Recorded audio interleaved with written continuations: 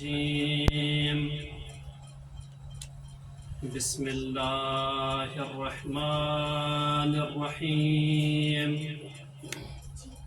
الحمد لله رب العالمين والصلاة والسلام على سيد المرسلين وخاتم النبيين وشفيع المذنبين ورحمة للعالمين سيدنا ومولانا جد الحسن والحسين أبي القاسم محمد اللهم صل على محمد وعلى محمد سيما حجة الله من المعصومين ولعنة الله على أعدائهم أجمعين أما بعد فقد قال إمام الحسين عليه السلام ألا ترون الحق لا يؤمل به والباطل لا يتناهى عنه پر محمد وآل محمد صلوات اللهم صل على محمد وعلى محمد. عزاداران سید الشہداء، تمام مریض ملزم کی شفا یابی کے لیے، تمام حاجت مندوں کی حاجت کے روائی کے لیے، وہ تمام مومن مومنات جو پریشان حال ہے، مشکلات میں ہے، ان کے مشکل کی آسانی کے لیے، وہ افراد جو مقروض ہے ان کی قرض کی ادائیگی کے لیے، اور جنہوں نے التماس دعا کے لیے کہا ہے ان کی حاجت روائی کے لیے، بر محمد وآل محمد صلوات. اللهم صل على محمد وعلى محمد. عزاداران سید الشہداء بلند، آپ تمام علماء و طلاب کا تہ دل شکر گزار ہے، اور اس لیے کہ آپ لوگوں نے ہمارے جد امام حسین علیہ السلام کی مجلس کو بپا کیا، اور ایسے مجلس انشاءاللہ آپ لوگ بپا کریں گے جس کے بارے میں امام رضا نے فرمایا رحم اللہ من احیا امرنا، پروردگار عالم ان افراد پر اپنا رحمت نازل کرے گا جو ہمارے امر کو زندہ کرے گا. مولا سے پوچھا گیا مولا آپ لوگوں کا امر کیسے زندہ ہوتا ہے؟ فرمایا کہ جہاں پر ہمارا ذکر ہوتا ہو، جہاں پر ہماری روایت بیان ہوتی ہو. اس لیے کہ یہ مجلس ہمارے لیے مقدمہ ہے معاشرہ سازی کے لیے، اس لیے کہ ہم نے جو ہے یہی رہنا نہیں ہے، جا کے معاشرے کو بھی سدھارنے کی کوشش کرنا ہے. لیکن معاشرے کو سدھارنے سے پہلے ضروری ہے کہ ہم خود اپنے آپ کو سدھاریں. لیکن اپنے آپ کو سدھارنے کے لیے ضروری ہے کہ اہل بیت کی روایت کی طرف ہم متوجہ ہوں. جب اہل بیت کی روایت کو ہم اپنی زندگی میں لائیں گے تو ہم اپنے اندر بھی تبدیلی دیکھیں گے، اور معاشرے کے اندر بھی ہم تبدیلی لا سکتے ہیں. لیکن معاشرے کی تبدیلی کے لیے ضروری ہے قیام امام حسین بیان ہو جائے. جب تک امام حسین علیہ السلام کا قیام بیان نہ ہو، نہ معاشرے میں عدل آ سکتا ہے، نہ عدالت آ سکتی ہے، نہ معاشرے میں موجود برائیوں کو ہم ختم کر سکتے ہیں، نہ ہم معاشرے کو ایک ایسی راہ پہ لا سکتے ہیں جس راہ پہ رسول خدا لانا چاہتے ہیں. لہٰذا انشاءاللہ مختصر گفتگو ہوگی، اور اس مختصر سی گفتگو میں یہی بیان کرنے کی کوشش کروں گا کہ مولا نے یہ قیام کیوں فرمایا، مولا نے اس تحریک کو کیوں چلایا. انشاءاللہ خود کی زبانی ہم سنیں گے. انشاءاللہ بیان کرنے کی میں کوشش کروں گا کہ مولا نے یہ قیام کیوں فرمایا، خود مولا کی زبانی. سب سے پہلی وجہ کہ مولا نے قیام کرنے کی جو پہلی وجہ ہے کہ خود مولا سے بیعت طلب کیا گیا. جب مولا سے بیعت طلب کیا گیا تو مولا خاموش نہیں رہے، نہ مولا نے انکاری کی صورت میں مولا خاموش رہے، نہ مولا جو ہے بیعت کرنے کی جو ہے وجوہات کی بنا پر مولا خاموش رہے، بلکہ مولا اس محفل میں گئے، اس دربار میں گئے، اس بلڈنگ میں مولا گئے، اس جگہ پہ مولا گئے جہاں سے مولا سے بیعت طلب کیا جا رہا تھا. جب مولا پہنچے وہاں پر کہا گیا امیر شام مر گیا ہے اور آپ سے بیعت طلب کیا گیا ہے. تو بہت ساری باتیں کرنے کے بعد جب انہوں نے مولا کو جانے کی اجازت نہیں دی تو مولا نے فرمایا انا اہل بیت النبوہ، میرا تعلق اہل البیت سے. بسم اللہ ماشاء اللہ. ومعدن الرسالہ، میرا تعلق رسالت کے خزانے سے ہے. وہ مختلف الملائکہ، میرا تعلق اس جگہ سے ہے، اس گھرانے سے ہے جہاں پر روز فرشتے آتے ہیں. کیا کہنے.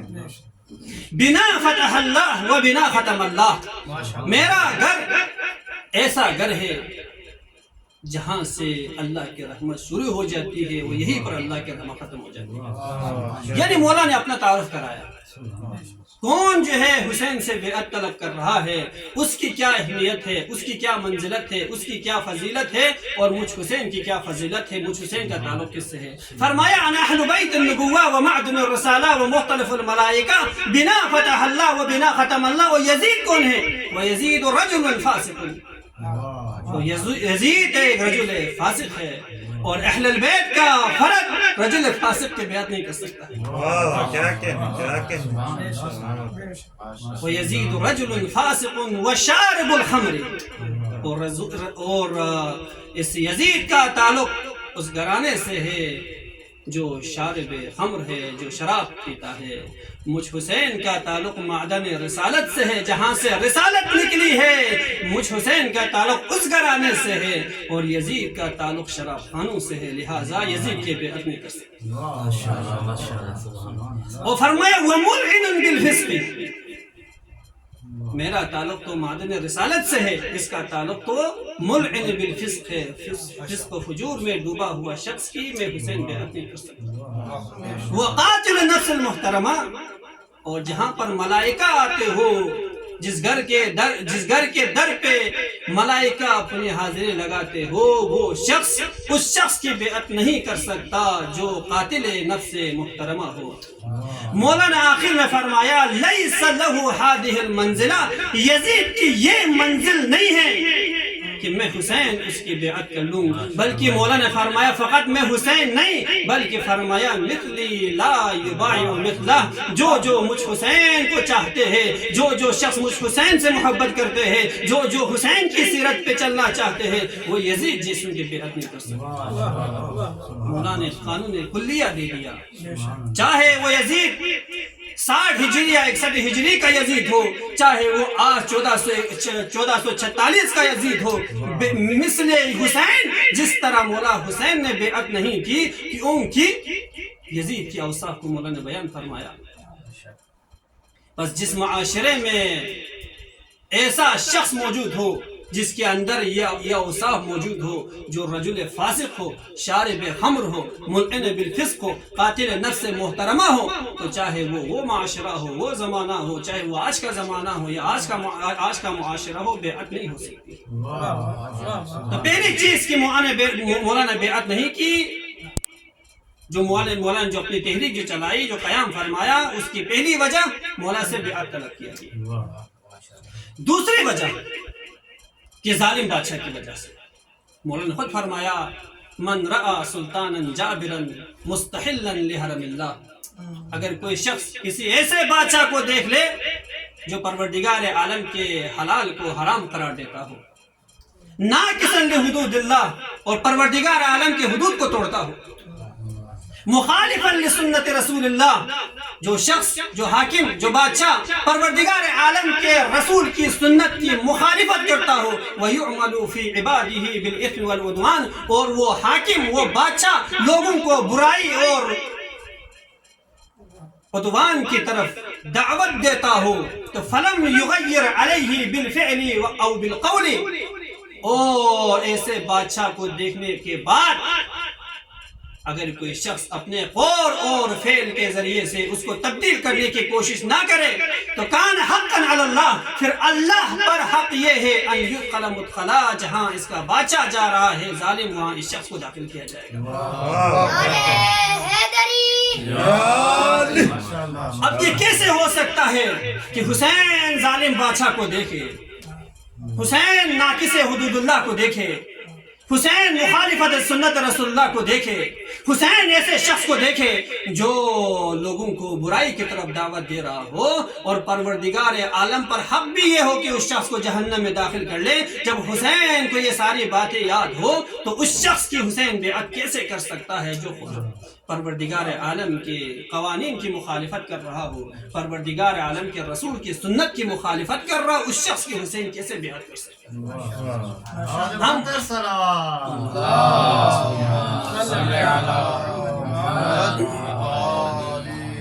ہم اپنے معاشرے میں دیکھتے ہیں ظالم بادشاہ بھی ہے، ہم اپنے معاشرے میں دیکھتے ہیں رسول خدا کی سنت کی مخالفت بھی ہو رہی ہے، ہم ایسے معاشرے میں ہیں جہاں پر پروردگار عالم کے حدود کی پامالی ہو رہی ہے، ہم ایسے معاشرے میں ہیں جہاں ایسے لوگ بھی ہیں جو لوگوں کو برائی کی طرف دعوت دیتا ہے۔ بس میں نے اپنے آپ سے پوچھنا ہے، میں نے اپنے گریبان میں جھانکنا ہے، جس معاشرے میں میں زندگی گزار رہا ہوں یہ معاشرہ ان صفات کا مالک ہے، تو آیا میں اپنے قول اور فعل کے ذریعے سے اس معاشرے کو تبدیل کرنے کی کوشش کر رہا ہے یا نہیں کر رہا ہے؟ سب سے پہلے میں نے اپنے گریبان میں دیکھنا ہے، اور ضروری ہے معاشرے میں تبدیلی لانے سے پہلے، معاشرے کو راہ ہدایت پر لگانے سے پہلے، معاشرے کو سیدھی راہ دکھانے سے پہلے، سب سے پہلے اپنے گھر والوں کو راہ ہدایت دکھائے۔ یہ اہل بیت کا طریقہ ہے۔ جس کا گھر نہ سدھرے وہ معاشرے کو کیا سدھار سکتا؟ جو اپنے گھر کو نہیں سدھار سکتا۔ اور ہم دیکھتے ہیں معاشرے میں جس کا گھر بگڑا ہوا ہے وہی معاشرے کو صحیح کرنے کے لیے نکلے ہی ہے۔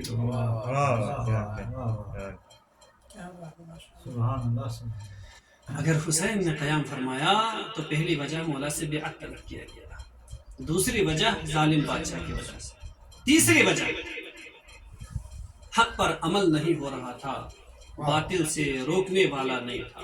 مولا نے خود فرمایا الا ترون الحق لا يؤمن به والباطل لا يتناهى عنه، اے لوگوں کیا تم لوگ نہیں دیکھ رہے ہو حق پر عمل نہیں ہو رہا ہے اور حق پر عمل کرنے والا نہیں ہے، نہیں سے روکنے والے نہیں ہیں اور نہیں سے روکنے والے لوگ نہیں ہیں۔ جس حسین جس کی وجہ سے میں قیام کر رہا ہوں، عزاداران سید الشہداء جب کسی معاشرے میں حق پر عمل نہیں ہو رہا ہو، نہیں سے لوگ کو رک نہیں رہا ہو، تو اس وقت مومن کو کیا کرنا چاہیے؟ خود مولا نے فرمایا لیرغب المؤمن فی لقاء اللہ، جب معاشرے میں اس طرح کی چیزیں دیکھے تو مومن پروردگار عالم سے ملاقات چاہتا ہے، یعنی مومن اپنی موت کا تمنا کر لیتا ہے۔ میں اپنے آپ کو مومن کہتا ہوں لیکن میں موت کی تمنا نہیں کرتا ہوں، کیوں؟ اس لیے کہ موت کی تمنا کرنے کے لیے بھی ضروری ہے موت کی تیاری ہو میری۔ جب میری تیاری نہ ہو موت کی تو میں موت کی کیسے تمنا کر سکتا ہوں؟ اور تیاری تھی اسی کربلا والوں کی جس کی وجہ سے انہوں نے موت کی تمنا کی۔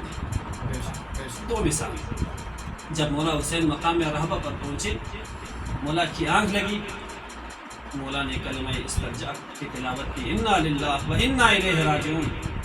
جناب علی اکبر نے سنا، بابا کی خدمت میں ہے، بابا آپ جو ہے اس وقت کلمہ استرجاع کی تلاوت کیوں کر رہے ہیں؟ فرمایا فرزند علی اکبر میں نے ایک آواز سنی اور ایک صدا سنی، وہ صدا یہ تھی کہ یہ قافلہ موت کی طرف جا رہا ہے اور موت اس قافلے کی طرف آ رہی ہے۔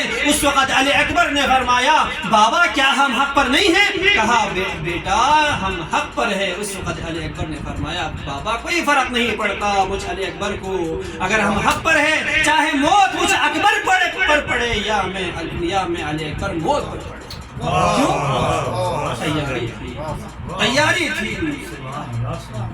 اس کربلا کے قافلے والوں کی اس قدر تیاری تھی۔ پوچھا گیا بتاؤ قاسم تمہارے نزدیک موت کا کیا ذائقہ ہوگا؟ فرمایا الموت عندی احلی من العسل، چچا جان مجھ قاسم کے نزدیک موت شہد سے زیادہ شیرین چیز ہے۔ کیوں؟ تیاری تھی۔ میں تو تمنا نہیں کر سکتا ہوں اس لیے کہ میرا ماضی اس طرح سے نہیں گزرا ہے کہ میں موت کی تمنا کروں۔ جب موت کی تمنا میں نہیں کر سکتا ہوں تو میں معاشرے میں ہونے والی برائی کے خلاف بھی میں نہیں روک سکتا ہوں۔ اس لیے کہ اگر میں نہیں روک سکتا ہوں تو خود مولا نے فرمایا لیرغب المؤمن فی لقاء اللہ، میں اللہ سے ملاقات کی تمنا نہیں کر سکتا۔ میں اکثر جو یہ جملہ کہا کرتا ہوں ہم لوگ دو چیزوں کی تمنا کبھی بھی نہیں کریں گے، ایک امام زمانہ کے ظہور کی ہم تمنا نہیں کریں گے، دوسرا ہم موت کی تمنا نہیں کریں گے. کیوں؟ اس لیے کہ دونوں کا نتیجہ میرے لیے سخت ہے. نہ میں نے امام کے ظہور کے لیے میں نے تیاری کی ہے، نہ میں نے موت کی تیاری کی ہے، لہٰذا دونوں میرے لیے سخت ہے. تیسری وجہ کہ حق پر عمل نہیں ہو رہا، اور چوتھی وجہ قوم گمراہ ہو گئی تھی. خود مولا نے فرمایا الا هؤلاء القوم قد لزموا طاعت الشیطان وترکوا طاعت الرحمن. اے لوگوں، تم لوگوں کو کیا ہو گیا ہے؟ تم لوگوں نے شیطان کی اطاعت کو اپنے اوپر واجب قرار دیا ہے اور رحمان کی اطاعت کو اپنے اوپر حرام قرار دیا ہے. رحمان کی اطاعت کو تم لوگوں نے چھوڑ دیا ہے اور شیطان کی اطاعت کو تم لوگوں نے اپنا لیا ہے.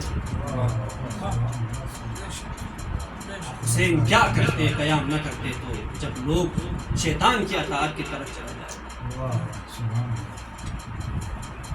حسین جب معاشرے میں برائی دیکھے، فقط مولا حسین نہیں بلکہ ہر امام، یہ اگر وہ والا 60 ہجری والا ماحول اگر امام حسن کے دور میں ہوتے تو یقیناً مولا بھی قیام فرماتے.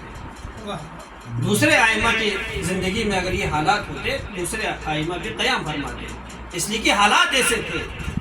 اور مولا نے اسی جو ہے جملے کے آخر میں فرمایا آیا مجھ حسین سے زیادہ کون ہے جو لوگوں کو شیطان کی اطاعت سے نکال کر رحمان کی اطاعت تک لے کے جائے. کون ہے اس دور میں؟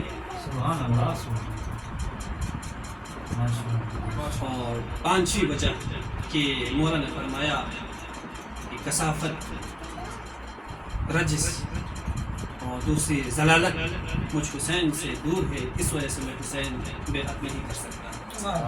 فرمایا اتنے مرجانے کے بیٹے نے مجھ حسین کو ایسے راہ پہ لا کے کھڑا کر دیا ہے، یا تو میں ذلت کے لباس کو پہن کر اس کی اطاعت کر لوں، یا میں عزت کی موت کو گلے لگا کر اس کے خلاف قیام کروں.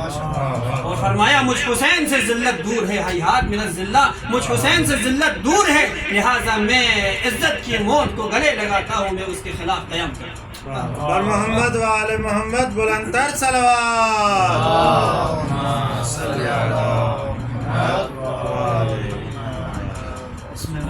بہت ساری جو ہے وجوہات مولانا نے فرمایا، اور چھٹی وجوہات میں سے مولانا نے خود کیوں قیام کیا فرمایا انا ادعوکم الی کتاب اللہ و سنت رسول اللہ.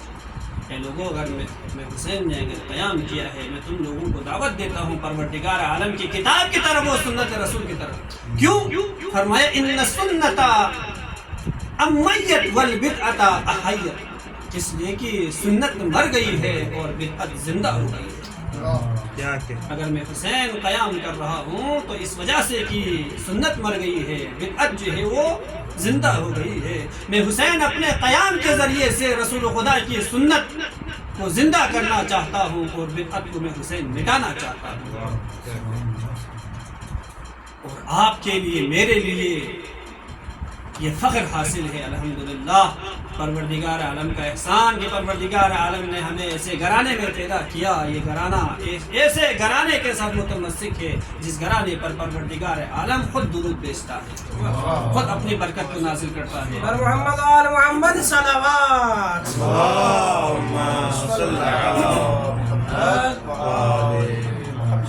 خود امیر المؤمنین نے فرمایا کہ پروردگار عالم نے سب سے پہلے اس کائنات میں اپنی نظر دوڑایا، اس کے بعد ہم ائمہ کو پروردگار عالم نے اپنے لیے چن لیا، اس کے بعد ہم معصومین نے شیعوں کو ہمارے لیے چن لیا.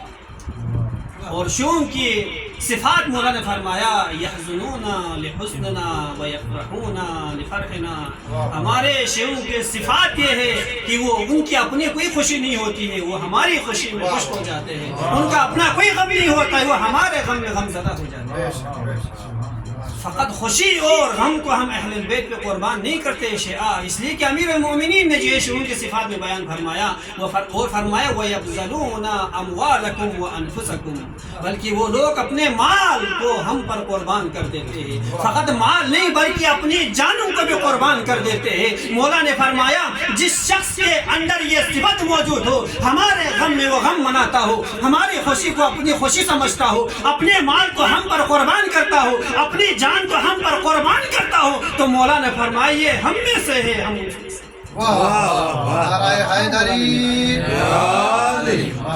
امیر المؤمنین کا درجہ جناب میسم کے لیے نہیں کہا میسم اس دن تمہارا کیا حالت ہوگی جب بنی امیہ والے تمہیں بلائے اور کہے علی سے برات کا اظہار کر لے. مولا میں جو ہے آپ سے برات کا اظہار نہیں کروں گا, تم مجھ سے برات کا اظہار نہیں کرو گے تو تمہارے ہاتھ پاؤں کاٹ دیا جائے گا. جناب میسم نے کہا یا علی وہ لوگ مجھ سے جو ہے اگر برات کا اظہار کرنا چاہتے کہ کس وجہ سے, کہا مجھ علی کی امامت اور ولایت کی وجہ سے, بس یہی کہے گا علی کی امامت اور ولایت سے جو ہے دستبردار ہو جاؤ. کہا یا علی اگر ایسا ہے تو میں اپنے ہاتھ اور پاؤں دونوں کو آپ کے اوپر قربان کر لوں گا, لیکن آپ کی امامت و ولایت سے میں ہاتھ نہیں اٹھاؤں گا. جو یہ جملہ میسم کی طرف سے چلا گیا, مولا نے فرمایا میسم تمہارا درجہ جنت میں مجھ علی کے درجے کے برابر ہوگا. یہ جملے مولی زیارت میں بھی جملہ موجود ہے.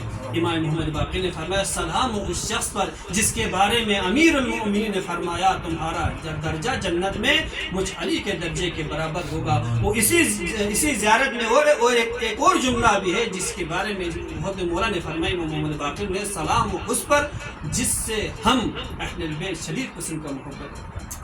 کیوں یہ سب کیوں؟ اس لیے کہ تعلیمات پر عمل کرنے کی وجہ سے. اگر تعلیمات معصومین اگر چھوڑ کے کسی مجلس میں بھی آ جائے تو ہو سکتے وہ مجلس بھی کوئی کارآمد ثابت نہ ہو, اور مجلس کبھی بھی جو ہے وہ مختصر نہیں ہوتی ہے, چھوٹی نہیں ہوتی ہے, بلکہ مجلس وہی بڑی ہوتی ہے جس پر اہل البیت کی نظر ہو.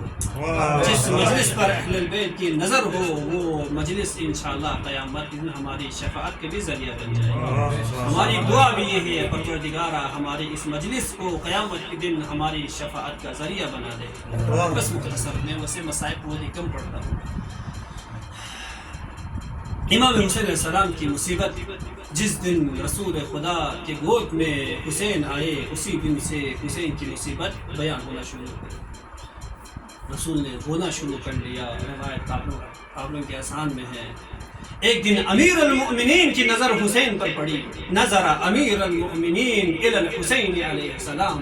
ایک دن امیر المؤمنین کی نظر حسین پر پڑی. فقال امیر المؤمنین نے فرمایا یا عبرتا عین کل مومن, اے ہر مومن کی آنکھ کا آنسو. جو انہیں سننا تھا مولا حسین نے فرمایا یا انا یا ابتی, اے بابا جان آیا میں جو ہر مومن کی آنکھ کا آنسو ہے؟ فرمایا نعم یا بنی یا بنی یا بنی, جی بے شک بیٹا تم ہی ہر مومن کی آنکھ کا آنسو ہے. اللہ اکبر. وہ حسین ایک ایسے دور میں حسین نے قیام فرمایا کہ جب 60 ہجری آئی, 60 ہجری میں جب مولا نے قیام کیا, 61 ہجری میں آج کی تاریخ یعنی 2 محرم کو مولا سرزمین کربلا پر پہنچے.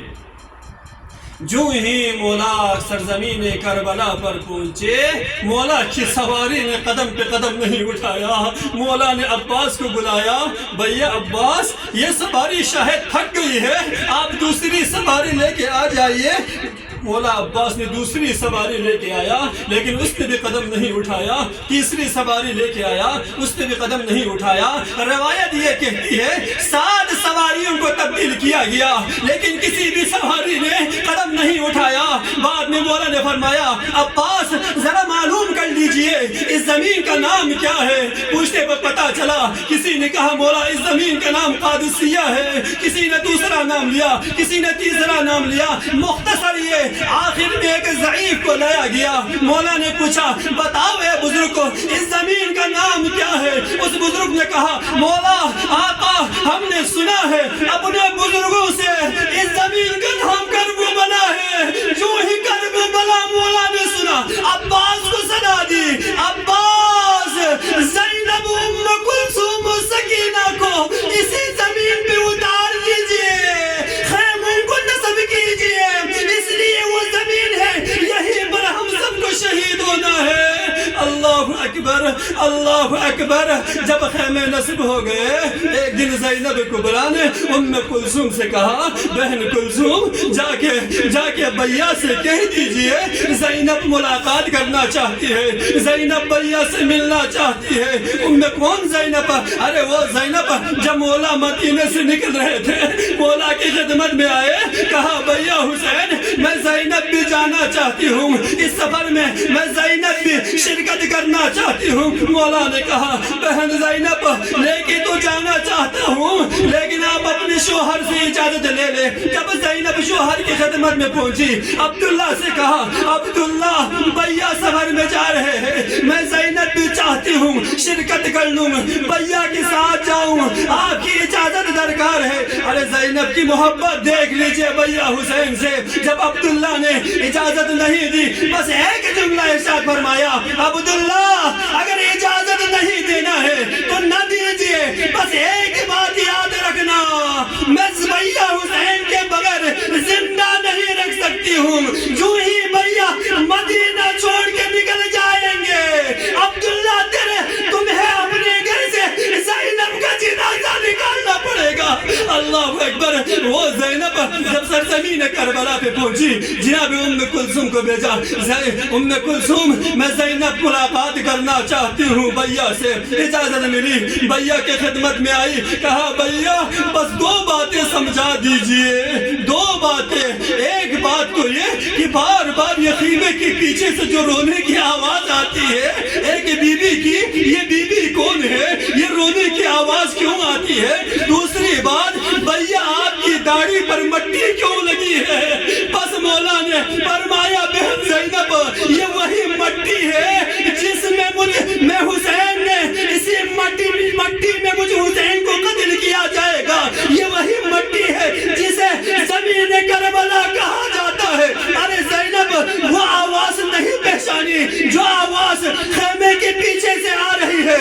ارے وہ آواز, ارے زینب ابھی تو میں حسین زندہ ہوں, بھیا عباس زندہ ہے, علی اکبر زندہ ہے, بنی ہاشم کے جوان زندہ ہے.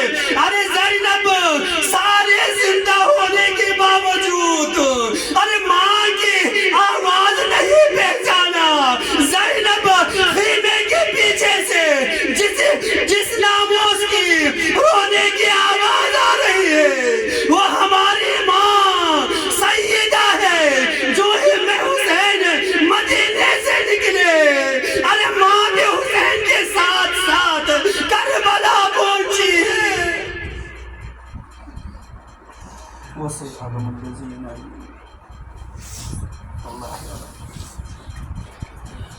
اللهم صل على محمد وآل محمد. اللهم بحق زهراء وأبيها